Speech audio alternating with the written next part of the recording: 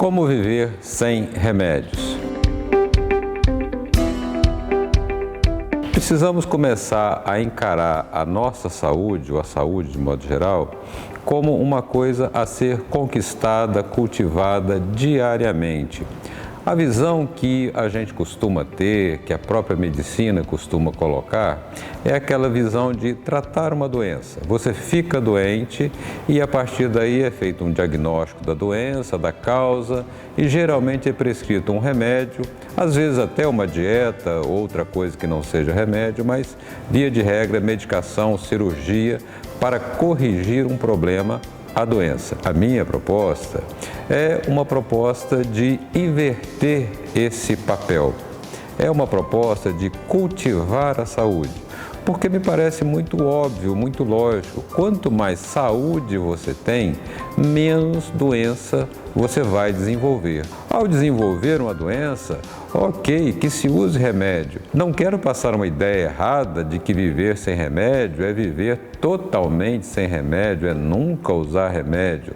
Não é isso, isso é loucura. No momento onde o remédio for necessário, ele deve ser usado e nós devemos muito aos remédios, à medicação, a tudo que a ciência desenvolveu até hoje. Vamos fazer a nossa parte, vamos nos cuidar da nossa saúde, criar um corpo saudável, forte, com a imunidade alta, bem nutrido, e com isso a gente vai desenvolver muito menos doenças. O que fazer para ter saúde e não ter doença e não ficar doente?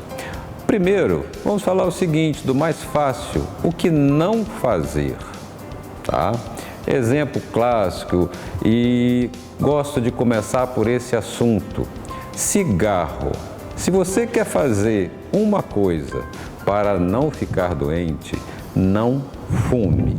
De todas as desgraças, de todas as bobagens que o ser humano pode fazer contra a própria saúde, uma das maiores delas é o cigarro. E é uma coisa que depende exclusivamente da sua vontade, da nossa vontade. Ninguém nos obriga a fumar. A gente não tem que fumar por nenhuma necessidade real. Quem fuma, fuma porque quer, pelo menos no início, depois vicia. O cigarro é o maior fator de risco evitável de doenças.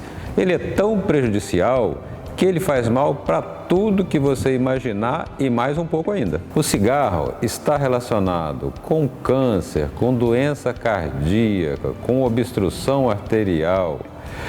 Na minha vida de cardiologista, toda vez que eu me deparava com um infartado com menos de 40 anos, olha, na maioria das vezes era fumante, ou diabético, ou as duas coisas.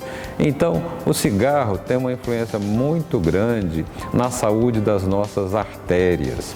Ele provoca uma inflamação no endotélio, que é a parte de dentro, o recobrimento interno das nossas artérias. Essa inflamação por dentro nas artérias leva à deposição de gordura, de colesterol, a um espessamento que acaba acontecendo o quê? Entupindo. Então, o fumante é um grande candidato a ter infarto, derrame, obstrução arterial nos membros, nas pernas, nos braços. Boa parte das pessoas que perderam perna por problema de circulação eram fumantes. Então, por que você fuma? Consegue me apresentar um motivo para isso? Não existe, ninguém precisa fumar. Geralmente começa por uma dependência social, para ser igual aos outros, para atender uma cobrança da sociedade, cobrança de um grupo na adolescência. Ou seja, uma coisa que não leva a nada de bom, leva a tudo de ruim. No Brasil, há, 30, 40 anos atrás, quase metade da população fumava. Era um problema seríssimo. E o Brasil foi um dos países onde houve a maior redução de tabagismo no mundo. Hoje não chega nem a 10% de pessoas que fumam. Isso tem um impacto muito bom nos índices de saúde. Como que se reduziu o tabagismo? Tirando a imagem de glamour. O cigarro era uma coisa bonita, era uma coisa charmosa. Tem aqueles filmes antigos, né, com galãs fumando e tal. Foi vendida uma imagem de glamour para o cigarro nas décadas de 50 e 60. Então, como se combateu isso? Destruiu-se essa imagem.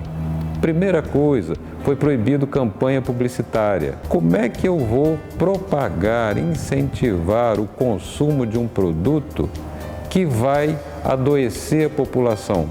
Que vai, falando do ponto de vista governamental, que vai trazer gastos enormes para o sistema de saúde. E foi aos poucos limitando o seu uso. É proibido cigarro no avião, é proibido cigarro no restaurante, até que chegamos ao dia de hoje, onde o fumante, na verdade, ele se sente mal em estar fumando ao lado de alguém que não fuma.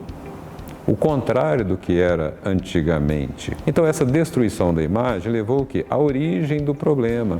Como eu estava falando, por que é que a pessoa fuma? Por uma pressão social. Porque todo mundo fuma e ele quer ser igual para não ser excluído da turminha. Então, hoje, a turminha não fuma. O fumante é que é excluído. Esse trabalho que foi feito com o cigarro, na minha opinião, deveria servir de exemplo para muitas outras coisas. Viver sem remédio sempre vai ser uma questão de escolha, de opção. Então, diante de tudo que falamos, fumar ou não fumar, a escolha é sua.